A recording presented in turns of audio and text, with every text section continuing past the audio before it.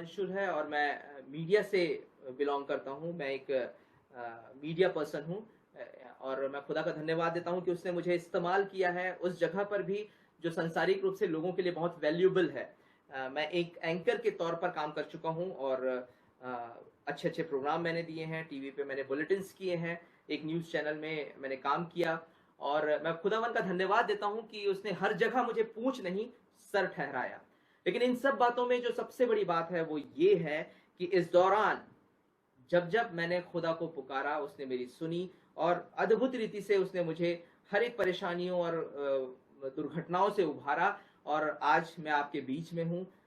एक फेलियर के जीवन से आज एक सफल इंसान की ओर मैं चला जाता हूँ क्योंकि मैंने प्रभु को जाना, इसलिए मैं अपने आप को सफल समझता हूँ और मेरे लिए सबसे बड़ा जो गिफ्ट है, वो ये है कि मैंने यीशु को पहचान लिया।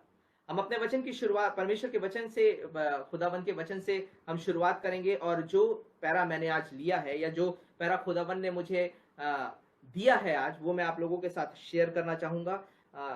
बीते शाम की बात है, मैं अपनी वाइफ और अपनी बहन के साथ एक लॉन्ग ड्राइव पे था, नए रायपुर की तरफ थोड़ा हम ऐसे ही शाम को घूमने निकले हुए थे और उस दौरान मैं लगातार खुदावन से बात कर रहा था और मैं पिता से पूछ रहा था कि खुदावन कौन सी ऐसी बात है जो कल मैं अपने लोगों से या आपके लोगों से मैं शेयर करूं ताकि वो वचन जो आपकी इच्छा अनुसार आएगा वो वैसा ही उनके पास पहुंचाया जाए।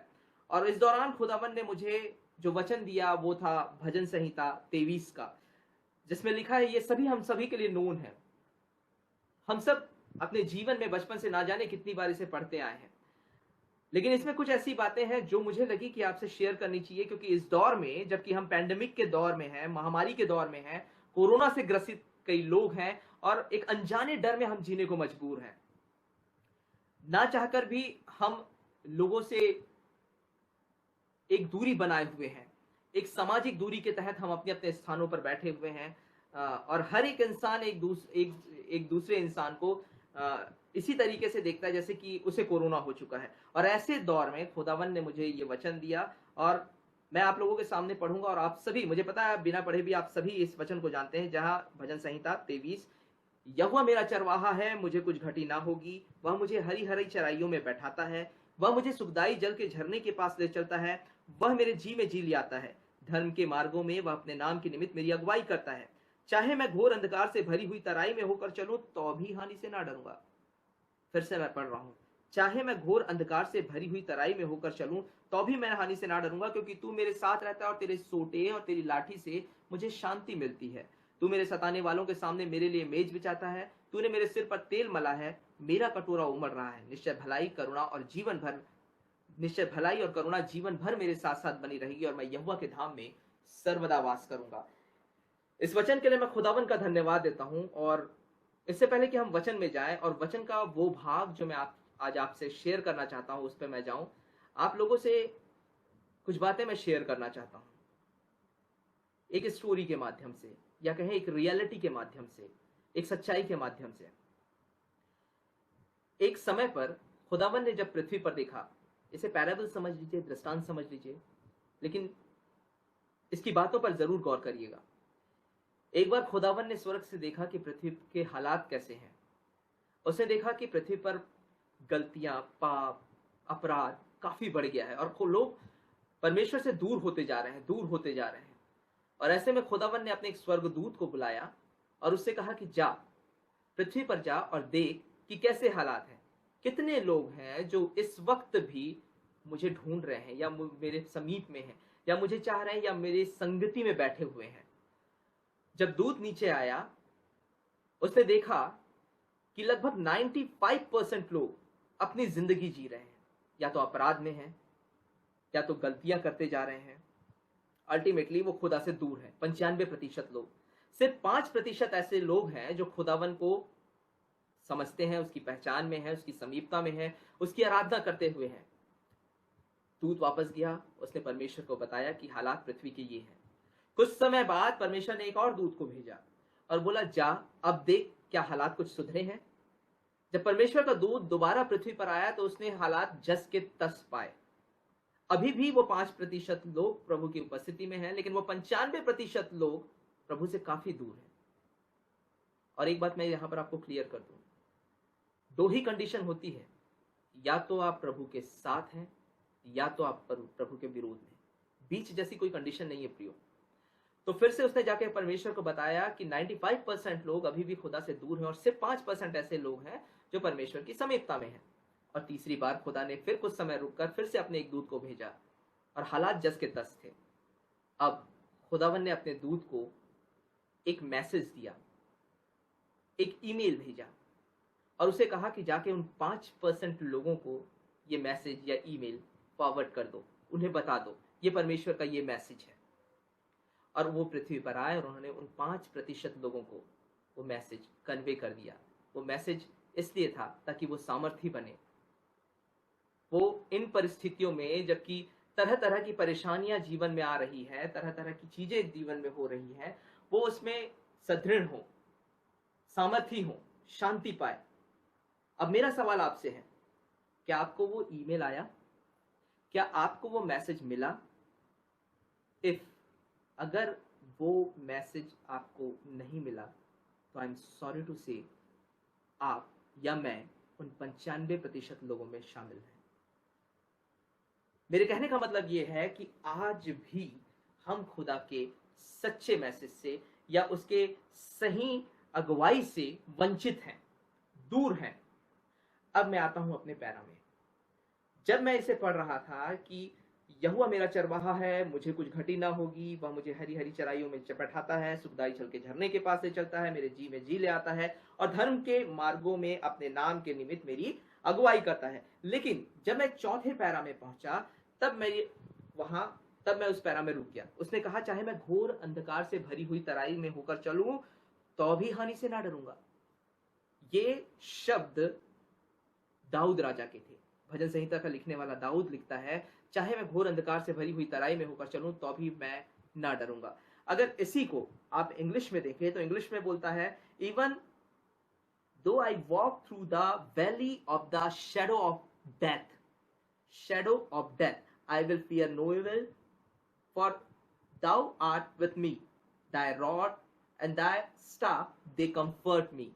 और इसमें जो एक बात मुझे बहुत हैरान करने या जिसने अपना ध्यान मेरी ओर खींचा वो था शैडो ऑफ डेथ। हिंदी में ये आया है कि घोर अंधकार से भरी हुई तराई में होकर चलो। घोर अंधकार, शैडो ऑफ डेथ। आपको पता है इस पेंडेमिक के दौर में, इस महामारी के दौर में या जीवन की किसी भी परिस्थिति में एक बात मैं आपसे बिल्कुल शेयर करना चाहूंगा, वो ये, आप कितने भी प्रभु के पास हो, कितनी भी समीपता में हो या किसी भी परिस्थिति में हो, हर इंसान इस जीवन में कठिनाइयों के दौर से गुजरता ही है। उस शैडो ऑफ डेथ से या उस अंधकार भरी तराई से होकर गुजरता ही है, क्योंकि ये जीवन का भाग है।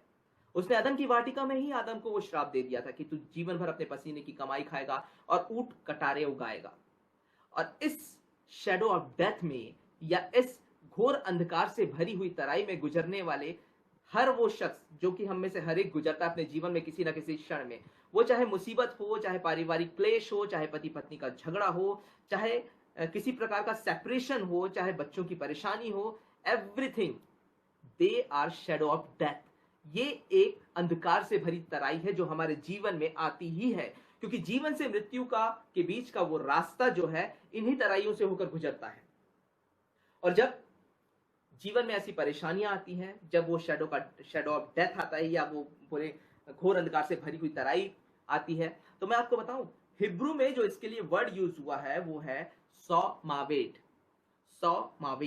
अर्थात इसका मतलब होता है डीप, ऑप्रेसिव, पिच ब्लैक या डार्कनेस। अगर हिंदी में बोलूं तो गहरा, प्रभावशाली, घोर अंधकार या घोर अंधेरा।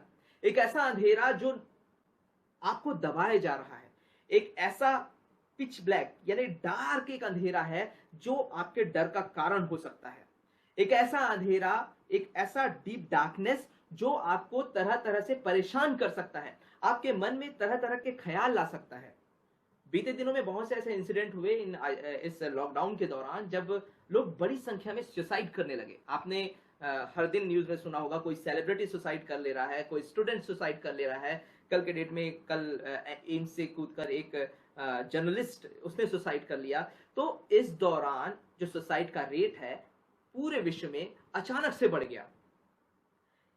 ये समय हम में से हर एक के जीवन में उस वैली से गुजरने का समय है। देखिए, मैंने कहा कि हर एक के जीवन में ये परेशानियों का होना अवश्य है। हम में से हर एक इन परिस्थितियों से गुजरता है। यीशु मसीह 33.5 साल इस पृथ्वी पर रहे और उनका जीवन शारीरिक रूप से जो वो जी रहे थे, उसमें उन्होंने प्रभु को अपना जो पिता मान के हमेशा वो साथ चले, प्रभु के साथ-साथ चले और इस दौरान उनके जीवन में भी शारीरिक रूप से तकलीफें आई। हम में से हर एक को इस जीवन में तकलीफों को झेलना ही है। लेकिन इस दौरान क्या मैं खुदा के साथ हूं, ये मेरा आपसे सवाल है। इस डीप डार्कनेस में जब हम जाते हैं, इसका परफेक्ट एग्जांपल मिलता है अय्यूब की किताब में, जहां बार-बार अय्यूब इस चीज का वर्णन करता है कि मृत्यु की छाया मेरे ऊपर आई जा रही है। वो भयानक छाया है, वो घोर अंधकार है।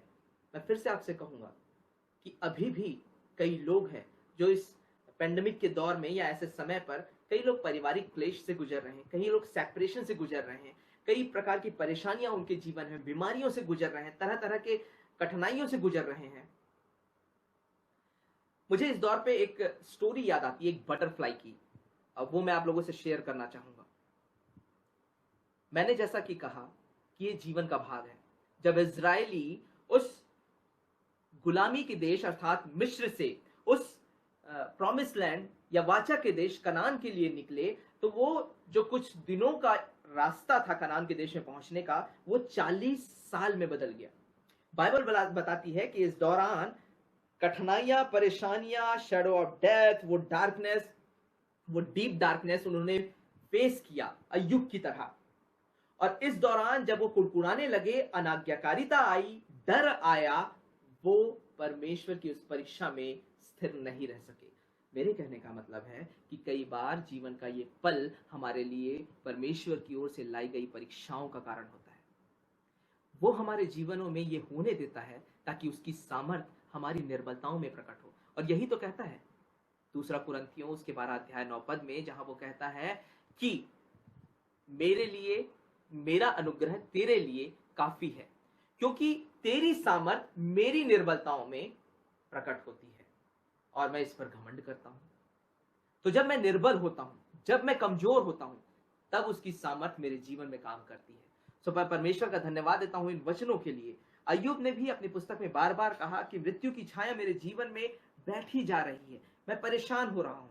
एक स्टोरी मैं बटरफ्लाई की आपको बताना चाहता हूं। एक इंसान ने एक दिन अपने घर के चौखट पे एक बटरफ्लाई के उस कोर को देखा। और जब उसने देखा कि बटरफ्लाई का वो कोर जो कि चारों ओर से दबा हुआ था, अभी बटरफ्लाई बनी नहीं थी, कॉकुलम, शायद कॉकुलम बोलते हैं इंग्लिश में उसे। और जब वो कोर में अंदर था, अचानक उसने देखा एक दिन कि उसके कोर का कुछ भाग टूटा और वो बटरफ्लाई अंदर से निकलना, जो कि एक नेचुरल बात होती है, वो उससे निकलती है और तब वो फिर बड़ी होती है और एक बटरफ्लाई बनती है। तो जब वो उससे निकलने की कोशिश कर रही थी, तो उसका जो होल था या उसका जो बाहर निकलने का हिस्सा था, वो काफी छोटा था। आप मेरी बात को समझिएगा। जब वो अपने कोर से निकलने या अपने उस कवर से निकलने की कोशिश कर रही थी, तो निकलने का जो रास्ता था काफी सकरा था। वो बहुत कोशिश करी, उस बटरफ्लाई ने बहुत कोशिश किया। वो इंसान उसे काफी देर से वॉच कर रहा था। घंटे बीत गए, बहुत समय बीत गया और बहुत समय बीत जाने के बाद भी जब वो बटरफ्लाई उस कवर से निकल नहीं पाई, तो उस इंसान को दया आ गई, वो काइंडनेस में आ गया। वो गया और उसने उसके उस हिस्से को जहां से वो निकलने की कोशिश कर रही थी, थोड़ा चौड़ा कर दिया, थोड़ा बढ़ा दिया। अब बटरफ्लाई आसानी से बाहर आ गई, लेकिन बाहर आते ही वो जमीन पर गिर गई। जमीन पर गिर गई, जब इंसान ने देखा तो उसने देखा कि वो सूजी हुई थी, उसके पंख नहीं निकल रहे थे। और उसे समझ में नहीं आया इंसान को कि आखिर क्या हुआ। उसे लगा कि शायद थोड़ी देर में वो ठीक हो जाए और वो इंतजार करने लगा। इंतजार करते करते करते करते समय बीत गए, बहुत समय बीत गया, लेकिन वो बटरफ्लाई उड़ ही नहीं पाई। वो वैसी की वैसी रही, उसके शरीर में स्वेलिंग थी। अब वो हमेशा से एक सवाल उसके मन में बैठ गया कि आखिर हुआ क्या जिसके कारण ये बटरफ्लाई उड़ नहीं सक रही थी। क्यों, मैं आपको एक बात बताऊं, क्योंकि बटरफ्लाई जब अपने कवर से निकलने की कोशिश करती है, इस दौरान वो ताकत लगाती है और ताकत लगाने के दौरान उसके पंखों में, उसके मसल्स में वो पावर आते हैं, जिससे कि जब वो ताकत लगा के उसे तोड़े और बाहर निकले तो वो उड़ सके। लेकिन वो कहना चाहिए मेहनत या वो मशक्कत उस बटरफ्लाई को करने ही नहीं मिला। और काइंडनेस के कारण इंसान ने उसे बाहर, या उस इंसान ने उसे बाहर निकल दिया, जिसका कारण ये हुआ कि उसे ये समझ ही नहीं आया, या उस बटरफ्लाई को ये पता ही नहीं चला कि मेहनत क्या होती है और उस मेहनत का फल क्या होता है। मेरे कहने का मतलब ये है कि जब आज भी कई लोग परेशानियों में, कठिनाइयों में पड़ते हैं। अच्छा, एक और बात, ये परमेश्वर की ओर से बनाया गया एक नेचर है, एक प्लानिंग है कि वो बटरफ्लाई को वो करना है ताकि वो समझ सके, ताकि वो पावर उसके अंदर आ सके। जब वो कठिनाई से गुजरेगी तभी तो परमेश्वर की सामर्थ उसके जीवन में आएगी। जिस प्रकार मैंने आपको बताया कुरिन्थियों में, जैसा कि लिखा है कि मेरा अनुग्रह तेरे लिए बहुत है, क्योंकि मेरी सामर्थ तेरी निर्बलताओं में प्रकट होती है। ये पौलुस के कथन है। वो समझता था कि जब मैं निर्बल होता हूं तभी परमेश्वर की सामर्थ मुझ में से होकर काम करती है। जब वो बटरफ्लाई निर्बल था तभी परमेश्वर की सामर्थ से वो मेहनत करता, निकलता और उसके पंखों में वो जान आती है और वो उड़ पाता। आज हम भी जब ये शेडो ऑफ डेथ या उस वैली से, उस डीप डार्कनेस से बाहर निकलने की कोशिश कर रहे हैं अपने जीवनों में, तब हम ये सोच नहीं पाते या समझ नहीं पाते कि खुदावन ने जो छोटा सा एक रास्ता जो हमें दिखाया है, उस रास्ते पर बढ़ने की कोशिश हमें करनी है। हम कहते हैं ना, हम ग्रेस के पीरियड में हैं, हम अनुग्रह के काल में हैं। जब हम अनुग्रह के काल में हैं, हम ग्रेस के पीरियड में जी रहे हैं, तो आपको यह भी समझना होगा कि ग्रेस क्या होता है। अगर सिंपल शब्दों में आपको समझाने की कोशिश करूं तो वो ये कि जब एक इंसान परीक्षा देता है, हमारे जो पढ़ाई का या जो हमारे शिक्षा का जो नियम है उसके अनुसार, और जब वो लगभग 20 या 19 या 18 नंबर लाता है या 18 या 20 नंबर लाता है, तब कहीं जाके उसको ग्रेस के मार्क्स मिलते हैं, जो कि शायद 5 या 10 होते हैं, और वो 33 का जो टारगेट है या जो बॉर्डर है वो क्रॉस कर पाता है। आप समझ रहे हैं? 18 या 20 नंबर लाने पर ही उसे वो ग्रेस का इनाम मिलता है या ग्रेस मिलता है, जिसके चलते वो बॉर्डर लाइन क्रॉस करता है, वो पास हो जाता है। हमें उस 2018 तक तो लाना ही पड़ेगा खुद को, तब कहीं जाके परमेश्वर की सामर्थ हमारे जीवनों के द्वारा प्रकट होगी और हम उन डार्कनेस से या उस वैली से बाहर निकल पाएंगे। तो जो डीप डार्कनेस है हमारे लिए एक भयानक समय हो सकता है, लेकिन बाइबल आगे क्या बताती है कि मैं घोर अंधकार से भरी हुई तराई में चलूं तो भी हानि से नहीं डरूंगा, क्योंकि तू मेरे साथ रहता है। द सेकंड पॉइंट इज, पहला है वो डीप डार्कनेस से हमको गुजरना ही पड़ेगा। जब हम उससे गुजरेंगे, जब उन परेशानियों से गुजरेंगे, जब घर की कलह से गुजरेंगे, जब फाइनेंशियल प्रॉब्लम से गुजरेंगे, जब बीमारियों से गुजरेंगे, इस दौरान यदि वो मेरे साथ है तो मैं इस वैली को, इस डार्कनेस को, इस कठिनाई को, इस परेशानी को, इस बीमारी को पार करके बाहर निकल जाऊंगा। प्रेज गॉड, यदि वो मेरे साथ है, क्योंकि उसने कहा कि I will fear no evil, मैं नहीं डरूंगा। और क्या कहता है? क्योंकि तू मेरे साथ है, तू मेरे साथ है, you are with me. If, अगर परमेश्वर आपके साथ है तो फिर आप जिस भी वैली से गुजरे, जिस भी परेशानियों से गुजरे, वो आपको लक्ष्य तक पहुंचाएगा, वो आपको उस बॉर्डर लाइन तक पहुंचाएगा, और आप जिस पर्पस या जिस मकसद के तहत इस पृथ्वी पर है, आप उसे पूरा कर पाएंगे। और फिर आप कह पाएंगे कि खुदा, जिस मकसद से आपने मुझे इस पृथ्वी पर भेजा है, मैंने वो इस पृथ्वी पर कर कर तेरी महिमा की। आज हमें से हर एक को खुदावन ने एक मकसद, एक पर्पस से यहाँ भेजा है, और कठिनाइयां जीवन का भाग है, परेशानियां जीवन का भाग है। इन परेशानियों में ही उसकी सामर्थ निकलकर सामने आती है। तो परमेश्वर का धन्यवाद हो इस वचन के लिए। जब हम आगे बढ़ेंगे, जो मेन सब्जेक्ट है वो ये है, with me, if God with me. यदि परमेश्वर मेरे साथ है, यदि परमेश्वर मेरे साथ है, यदि परमेश्वर आपके साथ है, तो आपके लिए कोई भी वैली, कोई भी डार्कनेस, कोई भी परेशानियां इतनी बड़ी नहीं हो सकती, क्योंकि परमेश्वर की सामर्थ हम में से होकर उस डार्कनेस को हराने के लिए काफी है। और यही तो कहता है उत्पत्ति की पुस्तक के अगर पहले अध्याय से हम पढ़ना शुरू करें, तो पहले अध्याय के कुछ पदों में कहता है कि और गहरे जल के ऊपर अंधियारा था और परमेश्वर का आत्मा वहां मंडराता था। गहरे जल के ऊपर अंधियारा था। जल बाइबल में वचन का पर्याय है। जहां बात जल की होती है, वचन। अगर आपके जीवन में परमेश्वर का वचन है, परमेश्वर का आत्मा मंडराता है और तब परमेश्वर कहता है उजियाला हो, और जब उजियाला होता है तब आपके जीवन में एक पग रखने के लिए परमेश्वर का उजियाला काम करना शुरू करता है, तब आपके लिए रोशनी आती है, तब आप कह सकते हैं कि हे प्रभु, तेरा वचन मेरे पांव के लिए दीपक और मार्ग के लिए उजियाला है।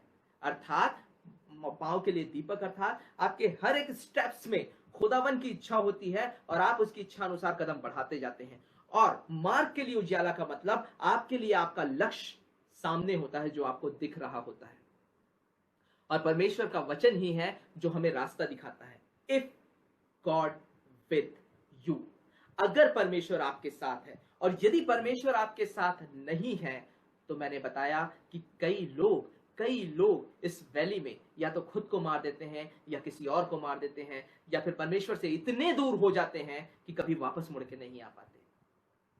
किसी बंदे ने खुदा के साथ कुछ समय बिताया, खुदा के साथ समय बिताने के बाद अचानक वो संसारिकता में चला गया। संसारिकता में जाने के बाद जब उसे एहसास हुआ तो वो हमेशा एक बात बोलता था, परमेश्वर ने मेरा साथ छोड़ दिया, परमेश्वर ने मेरा साथ छोड़ दिया। खुदावन ने उससे कहा, मैं तो आज भी तेरे साथ रहना चाहता हूं, मैंने तेरा साथ नहीं छोड़ा, तूने तो उस मोड़ पर मेरा साथ छोड़ दिया था और खुद ही अपना रास्ता चुन लिया था। आज हम में से कई लोग हैं प्रियो, जो प्रभु में एक सामर्थ्य, एक उत्साह के साथ तो आते हैं लेकिन उससे जुड़े नहीं हो पाते। मेरा आपसे सवाल है, क्या आप अपने क्रिएटर को पहचानते हैं? उसने कहा उस सामरी स्त्री से, यूहन्ना रचित सुसमाचार उसके 4 अध्याय में, तुम जिसे नहीं जानते उसकी आराधना करते हो और हम जिसे जानते हैं उसकी आराधना करते हैं। मेरा आपसे एक बहुत छोटा सा सवाल है, क्या आप जानते हैं कि आपका क्रिएटर क्या है? यदि आप जानते हैं, यदि आपने उसे खोजा है, यदि आपने उसे अपने जीवन में आने का मौका दिया है, तो फिर वो आपके साथ है, तो फिर वो आपके साथ साथ आगे बढ़ेगा। और यही तो कहता है उत्पत्ति की पुस्तक उसके 31वें अध्याय के 5 पद में याकूब कहता है कि मेरे पिता का परमेश्वर मेरे साथ है। ऐसी परिस्थिति में वो कहता है जब उसके भाई उसके खिलाफ हो जाते हैं और उसे उस गड्ढे में डाल देते हैं, उसके हाल पर छोड़ देते हैं, उस डार्कनेस में छोड़ देते हैं, उस कठिनाई में छोड़ देते हैं, उन परिस्थितियों में छोड़ देते हैं जहां अंधेरों के सिवा कुछ नहीं है, तब वो कहता है कि मेरा परमेश्वर मेरे पिता का परमेश्वर मेरे साथ है। क्या आप कह सकते हैं कि आपका परमेश्वर आपके साथ है? क्या आपको इतना विश्वास है? और बाइबल बताती है कि विश्वास सुनने से और सुनना मसीह के वचन से होता है। ये प्रियो वचन ही है जो आपसे बात करता है। प्रार्थना के माध्यम से तो हम अपनी शॉपिंग लिस्ट खुदा को देते हैं, आई एम सॉरी टू से, लेकिन ये हकीकत है। प्रार्थना के माध्यम से हम चंगाई की कामना करते हैं, हमें ये चाहिए, ये हो जाए, वो हो जाए, ऐसा हो जाए, वैसा हो जाए, लेकिन ये कलाम जो है वो परमेश्वर का कलाम जिसके माध्यम से वो बात करता है। और इसीलिए उसने अपने वचन में कहा कि सुनने वाले वचन बनो और उस पर चलने वाले बनो। जैसा कि मैंने कहा, विश्वास सुनने से और सुनना मसीह के वचन से होता है।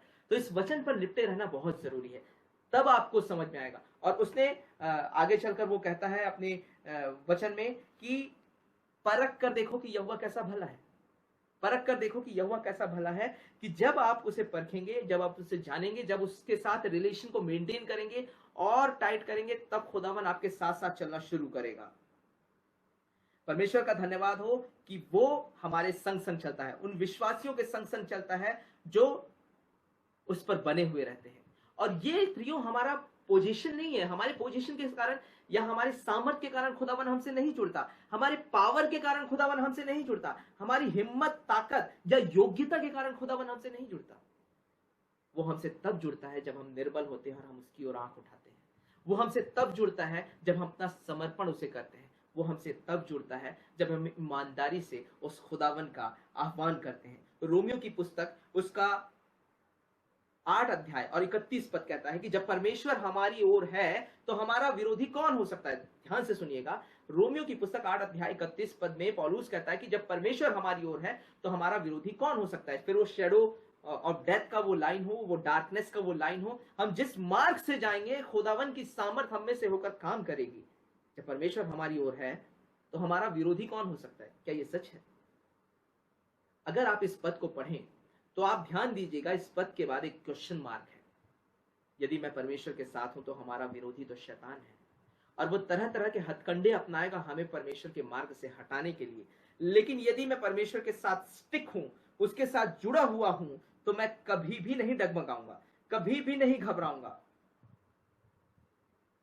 दूसरा राजा उसका 6वां अध्याय, जब आप इसे पढ़ेंगे तो आप एलीशा के बारे में पढ़ेंगे। उस एलीशा को मारने के लिए अरामियों के राजा ने घेराबंदी की। जहां एलीशा था, आपको ये जानना जरूरी है कि एक बार एलीशा को मारने के लिए, क्योंकि वो परमेश्वर का दास था और वो परमेश्वर की ओर से भविष्यवाणियां करता था, और इजरायली लगातार विजय होते जा रहे थे, जिसको देखते हुए अरामियों के राजा ने ये प्लान किया, उसे ढूंढा, और एक जगह जब एलीशा को पाया तो उस पूरे नगर को उसने चारों ओर से घेर लिया ताकि एलीशा का नाश करे, एलीशा को मार दे। जब ये हालात हुए तो बाइबल बताती है कि एलीशा का जो दास था वो एलीशा के पास दौड़ते हुए आया और उसने बोला, हे प्रभु, देख हम चारों तरफ से घिर गए हैं और हम मारे जाते हैं, या हम कठिनाई में हैं, या हम उस वैली में हैं, उस परिस्थिति में हैं जहां से निकलना अब बेहद मुश्किल है। एलीशा ने उस अपने दास से कहा कि मत घबरा, और उसने खुदावंत से कहा कि हे प्रभु, मेरी दास की आंखें खोल। क्या उसका दास अंधा था? उसके दास ने अभी तो देखा था कि वो चारों ओर से घिर चुके हैं। फिर एलीशा ने अपने परमेश्वर से यह प्रार्थना क्यों की कि हे प्रभु, मेरी दास की आंखें खोल। वो आत्मिक रूप से अंधा था प्रिय, वो नहीं देख सकता था जो परमेश्वर उसे दिखाना चाहता था। और बाइबल बताती है कि जब उसने आंख खोली तो उसने अपने चारों ओर स्वर्गदूतों की सेना दिखी, स्वर्गदूतों की सेना दिखी जो रथों में, घोड़ों में सवार थे। खुदावन का काम ऐसा ही है। जब आप उस डेथ ऑफ वैली से गुजरेंगे और परमेश्वर आपके साथ होगा, तब आप वो देख सकेंगे जो परमेश्वर आपको दिखाना चाहता है। उसका वचन निरंतर आपका मार्गदर्शन करेगा। उन इजरायलियों का मार्गदर्शन परमेश्वर किस तरह करता था आपको पता है ना? दिन के समय बादल के रूप में और रात के समय आग के खंभे के रूप में निरंतर वो उनकी अगुवाई कर रहा था। आज हम में से हर एक के जीवन में परमेश्वर इसी तरीके से अगुवाई करता है। आप कितनी भी परेशानियों से गुजर रहे हो, कैसी भी परिस्थितियां हो, लेकिन आपको यह समझना पड़ेगा कि परमेश्वर की ओर से आई इन परेशानियों या परीक्षाओं में आप परमेश्वर के साथ रहकर ही लड़ सकते हैं, परमेश्वर की सामर्थ्य से ही भिड़ सकते हैं।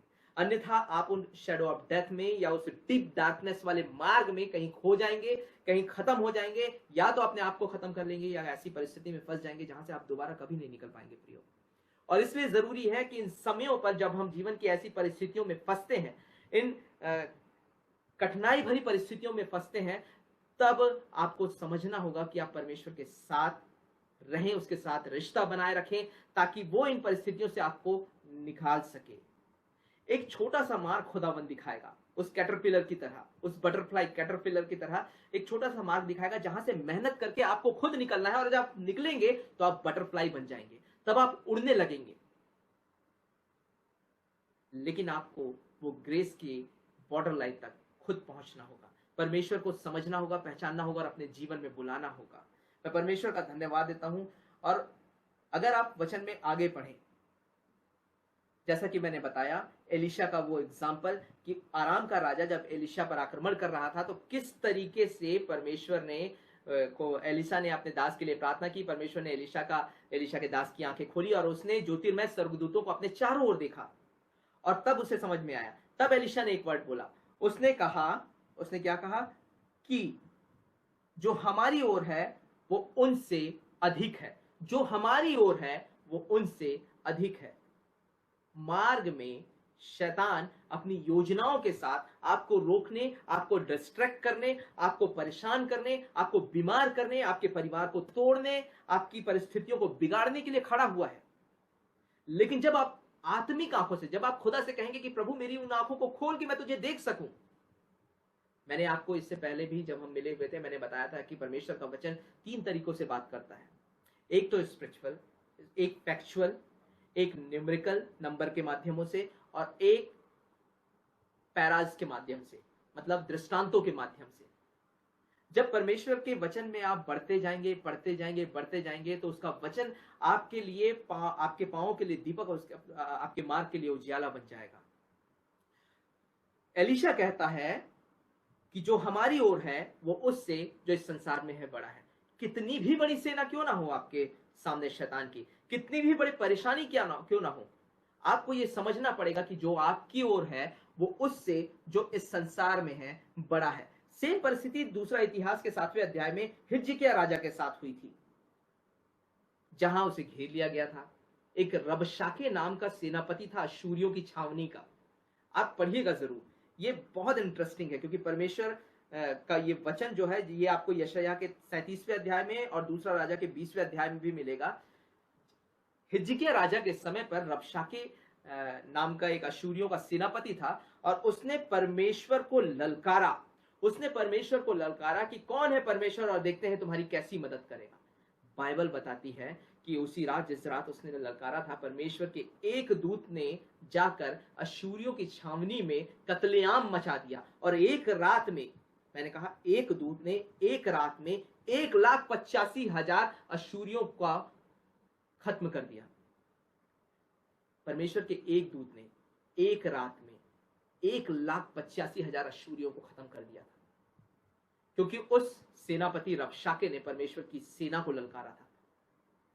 आपको पता है, जब यीशु मसीह पतरस के साथ उस वाटिका में थे जहां वो पकड़वाए गए थे, और पतरस ने एक सूबेदार का, एक सैनिक का, रोमी सैनिक का कान काट दिया था, परमेश्वर ने बोला मत कर, क्या तू नहीं जानता कि अगर मैं पुकारूं तो अभी 12 पलटन सेना परमेश्वर भेज सकता है मेरे लिए, और एक पलटन में हजारों की संख्या में सैनिक होते हैं, और उन 12 पलटनों में से सिर्फ एक स्वर्गदूत के पास इतनी सामर्थ्य है कि वो एक रात में 1,85,000 अश्शूरियों को नाश कर सकता है। तो हमारे परमेश्वर की सेना का वर्णन कितना अद्भुत है। मैं आपसे यही कहना चाहता हूं प्रियो, जब आप उस वैली से गुजरे, उन परेशानियों, उन परिस्थितियों से गुजरे, तो ये जान रखिए कि जो आपकी ओर है वो उससे जो इस संसार में है बड़ा है।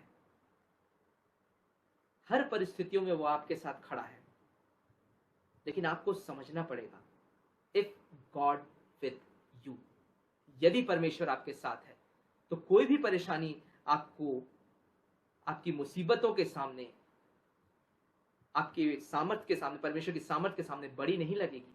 कोई भी परेशानी या परिस्थिति इतनी बड़ी नहीं होगी जितनी कि परमेश्वर की सामर्थ, और आप हर परिस्थितियों से, हर परेशानियों से पार कर जाएंगे। और यही मैं आपको बताना चाहता हूं कि जब आप इस डार्कनेस की वैली से गुजरे तो याद रखें और ये समझें और ये जांचें कि आपके साथ परमेश्वर है कि नहीं। द क्वेश्चन इज, सवाल उठता है, क्या परमेश्वर की उपस्थिति आपके जीवन में है? सवाल ये उठता है प्रियो कि परमेश्वर की उपस्थिति आपके जीवन में है कि नहीं। कहीं ऐसा तो नहीं कि हम ये मान के चल रहे हैं कि परमेश्वर मेरे साथ है, लेकिन परमेश्वर आपसे कोसों दूर है। दूसरा कुरिन्थियों 13 अध्याय 5 पद, जहां उसने अपने वचन में कहा कि अपने आप को परखो कि विश्वास में हो कि नहीं।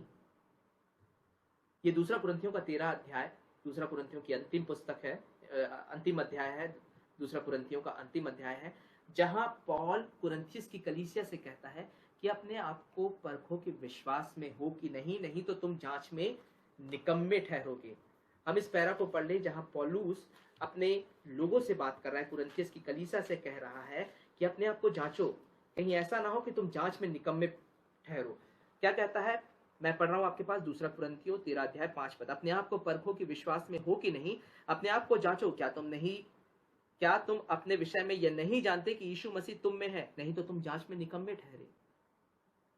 बड़ी कश्मकश वाली बात है, मतलब समझने वाली बात है कि कुरिन्थियस की कलीसिया परमेश्वर की समीपता में थी। पौल हमेशा उनको फॉलो अप लेता था, उनसे मिलता था, जुड़ता था, और वो कहता है कि अपने आप को जांचो कि विश्वास में हो कि नहीं, नहीं तो तुम जांच में निकम्मे ठहरोगे। किस विश्वास की बात कर रहा है? क्योंकि हम तो ये जानते हैं कि हमें से कोई भी पाप रहित नहीं किया। वचन बताता है कि सबने पाप किया और परमेश्वर की महिमा से रहित है। ये उसका अनुग्रह है कि हम उसके नजदीकी में हैं। मैं आपको यहां ये बताना चाहता हूं कि ये लोग खुद से ज्यादा क्वेश्चन परमेश्वर से करने लगे थे, या पौलुस पर शक करने लगे थे या पौलुस की बातों को सही तरीके से नहीं समझ रहे थे। और इसलिए पौलुस को यह कहना पड़ा कि तुम अपने आप को जांचो। आज भी यही परिस्थिति है। हमें जहां अपने आप को एग्जामिन करना है, जहां हमें अपने आप को जांचना है, हम दूसरों को जांचने का काम करते हैं। हम दूसरों को समझने की कोशिश करते हैं, हम दूसरों को समझाने की कोशिश करते हैं या उनमें बुराइयां निकालते हैं। हमें लगता है जो हम कर रहे हैं वही सही है और जो सामने वाला कर रहा है वो सही नहीं है। और खुदावन बोलता है कि जज करना तुम्हारा काम नहीं है, न्याय करना या जज करना तुम्हारा काम नहीं है।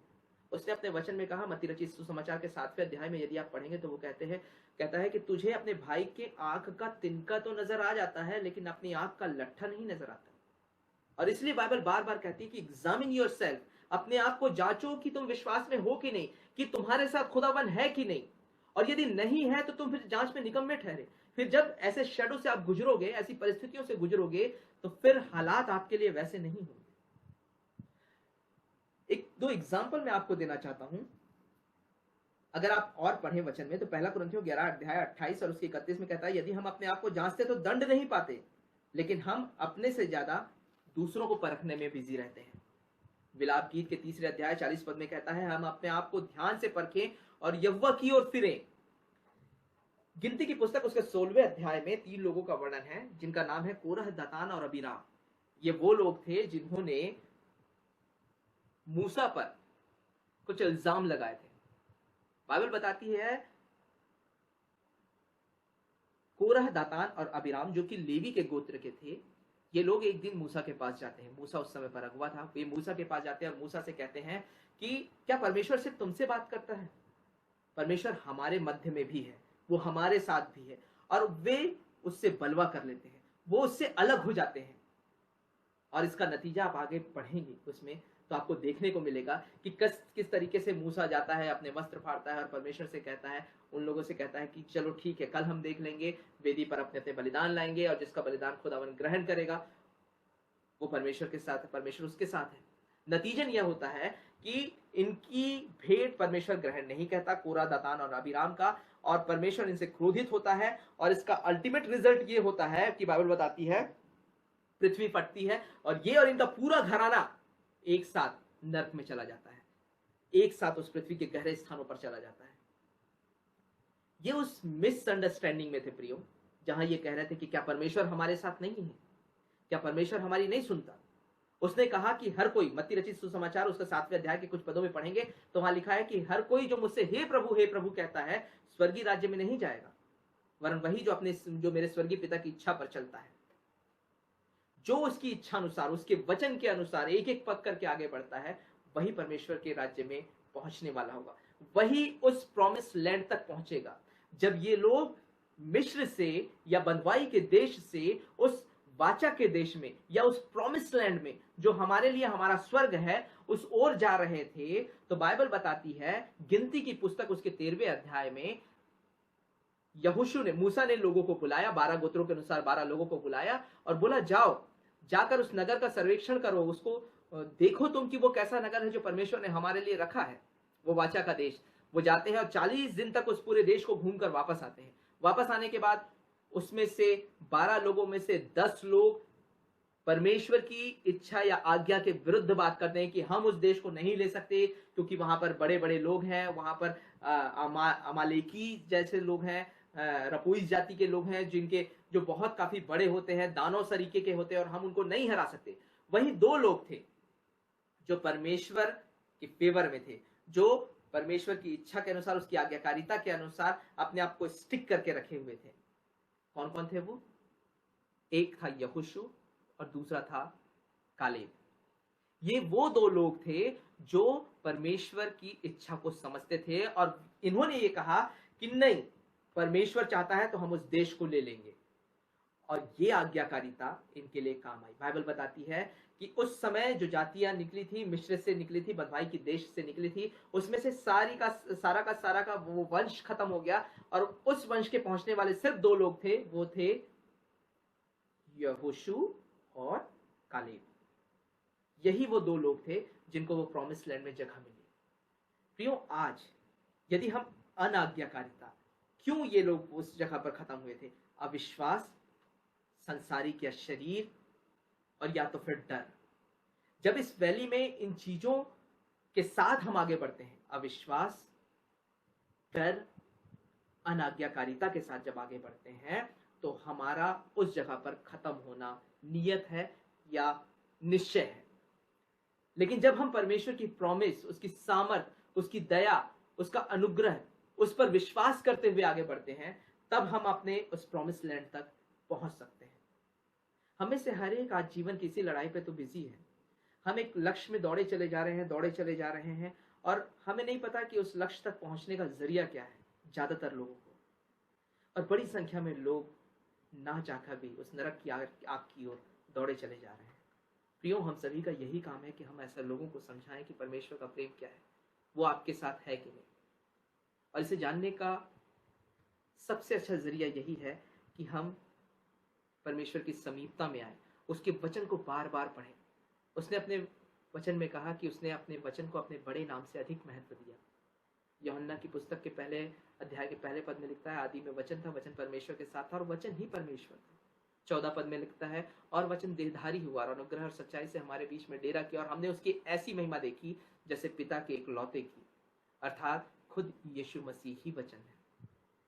और जब हम इस वचन को, जैसे यिर्मयाह की पुस्तक में लिखा है कि मैंने इस वचन को खा लिया, पचा लिया, जब हम इस वचन को अपने अंदर पचा लेते हैं, खा लेते हैं, तब कहीं जाके परमेश्वर हमसे बात करना शुरू करता है। क्योंकि प्रार्थना के माध्यम से तो हम अपनी शॉपिंग लिस्ट उसे सौंपते हैं, लेकिन वचन के माध्यम से वो अपनी इच्छा हम पर प्रकट करता है प्रियो। और जब तक हम उसके समीपता में नहीं जाएंगे, हम बहकावे में रहेंगे। अंतिम कुछ बातों को बोलकर मैं आपको मैं अपने व्यक्तित्व को समाप्त करना चाहूंगा कि परमेश्वर के साथ हम कब होंगे, जब हम अपना समर्पण करेंगे। समर्पण कब करेंगे? जब हम अपनी एक्चुअल पोजीशन परमेश्वर के सामने रखेंगे। मैंने कहा ना, हम दूसरों के आंख का तिनका देखते हैं, लेकिन अपनी आंख का लट्ठा हमको नजर नहीं आता। हम ये नहीं समझते कि हम किस परिस्थिति में हैं। जब तक हम ये समझेंगे नहीं कि हम किस परिस्थिति में हैं, हम वहां से बाहर नहीं आ सकते प्रियो। जब तक समझ में नहीं आएगा कि मेरे मुझसे गलती कहां हुई, मैं उससे बाहर नहीं आ सकता। तो पहली चीज, एक्सेप्ट योरसेल्फ। जो तुम हो परमेश्वर के सामने एक्सेप्ट करो। वो एक आदम था जिसने परमेश्वर की आज्ञा का उल्लंघन किया और दिन के ठंडे समय पर जब परमेश्वर उससे मिलने आया तो बाइबल बताती है कि वो छुप गया क्योंकि वो नंगा था। उसने कहा कि मैं तेरी आवाज सुनकर डर गया था इसलिए छुप गया। आज हम में से ज्यादातर लोग परमेश्वर के पास आने पर इसी तरीके से छुप जाते हैं। और एक वो अब्राहम था जिसने कहा, देख मैं यहां हूं। जब इसहाक की परीक्षा का समय आया, परमेश्वर ने परीक्षा लेनी चाहिए, तब बाइबल बताती है कि परमेश्वर ने पुकारा अब्राहम ने कहा, देख मैं यहां हूं। आपकी एक्चुअल पोजीशन आपको परमेश्वर को बतानी पड़ेगी कि देख खुदा, मैं यहां हूं। हाँ, मुझ में परेशानियां हैं, परिस्थितियां मेरी ठीक नहीं है, मैं गलत चीजें कर रहा हूं या जो भी परेशानी है, मुझ में गलतियां हैं, देख प्रभु मैं यहां हूं। और जब आप एक्सेप्ट करेंगे तब आप रिसीव करेंगे। व्हेन यू एक्सेप्ट, तब आप रिसीव करेंगे। तब परमेश्वर का अनुग्रह, उसकी दया, उसकी सामर्थ आप में से होकर काम करेगी। और इसीलिए उसने कुरिन्थियों की पुस्तक में लिखा कि जब मैं निर्बल होता हूं तब उसकी सामर्थ मुझ में से होकर काम करती है। और परमेश्वर बोलता है पौलुस को कि तेरे लिए मेरा अनुग्रह बहुत है। कुछ बातों को बोलकर मैं समाप्त करूंगा, समय हो चुका है। कि जब मैंने खुदा से ताकत मांगी इन परिस्थितियों में, जीवन की इन परिस्थितियों में या इस रास्ते में, जब मैं परेशानियों में था, जब मैंने खुदा से ताकत मांगी, परमेश्वर ने मुझे ताकतवर बनाने के लिए मुसीबतों को ला दिया। समझने की कोशिश कीजिए, जब मैं परेशानी में था, जब मैंने खुदा से ताकत मांगी, परमेश्वर ने मुझे ताकतवर बनाने के लिए मुसीबतों को लाया। जब तक मुसीबतें आएंगी नहीं, आपको समझ नहीं आएगा कि आपकी ताकत कितनी है। जब मैंने खुदा से बुद्धि मांगी, मेरी लाइफ में खुदा ने प्रॉब्लम्स लाया ताकि मैं उसे सुलझा सकूं विजडम ऑफ गॉड से, परमेश्वर की बुद्धि से, परमेश्वर की सामर्थ्य से, उसकी समझ से मैं उन परेशानियों को सुलझा सकूं। जब मैंने बुद्धि मांगी तो खुदा ने मेरे जीवन में प्रॉब्लम्स लाए। जब मैंने खुदा से समृद्धि या प्रॉस्पेरिटी मांगी, तब खुदा ने मुझसे मेहनत करवाई, जीतोड़ मेहनत कराई, ताकि मैं समझ सकूं कि परमेश्वर की सामर्थ्य से मैं क्या कर सकता हूं, ताकि मैं लोगों के बीच में एक जीवता गवाह बन सकूं। जब मैंने खुदा से प्यार मांगा, जब मैंने खुदा से करेज या साहस मांगी, तब खुदा ने मेरे जीवन में खतरे लाए ताकि मैं अपनी हिम्मत या परमेश्वर की हिम्मत अपने से होकर दिखा सकूं। जब मैंने खुदा से प्यार मांगा, तब उसने मुझे तकलीफ में पड़े हुओं के लिए, मदद के लिए आगे बढ़ाया। जब मैंने खुदा से प्यार मांगा, तब उसने मुझे एहसास कराया कि खुदा का प्यार क्या है। जब मैंने गॉड से कहा कि मुझे आपकी सहायता चाहिए, तब गॉड ने मुझे अपॉर्चुनिटीज दी। जब मैंने परमेश्वर से कहा गॉड प्लीज हेल्प मी, तब उसने अपॉर्चुनिटी की, उसे ग्रैब करने का, उसे पकड़ने का, उसे समझने की का काम अब मेरा है। मैंने जो मांगा खुदा ने वो चीजें मुझे नहीं दी। मैंने जो खुदा से मांगा खुदा ने मुझे वो चीजें नहीं दी, खुदा ने मुझे वो दिया जो मेरे लिए जरूरी था। Praise God. फिर से एक बार बोल रहा हूं, जो मैंने मांगा अपनी समझ के अनुसार, परमेश्वर मुझे वो नहीं देगा, परमेश्वर वो देगा जो आपके लिए जरूरी है। और इसीलिए प्रियो, जब आप इस वैली ऑफ डेथ में, जीवन की किसी भी परेशानियां या परिस्थितियों से, ऐसी परिस्थितियों से गुजरे जहां आपको लगे कि सब कुछ जैसा खत्म सा हो रहा है, मेरे सामने कोई ऑप्शन नहीं है, तब आपको समझना पड़ेगा कि खुदा आपके पास है कि नहीं। If God with you, then आप किसी भी परेशानियों से गुजर जाएंगे। और आपको यह भी समझना पड़ेगा, ये भी समझना पड़ेगा कि खुदा आपको वो नहीं देगा जो आप मांग रहे हैं, खुदा आपको वो देगा जो आपकी जरूरत है, जो आपके लिए जरूरी है।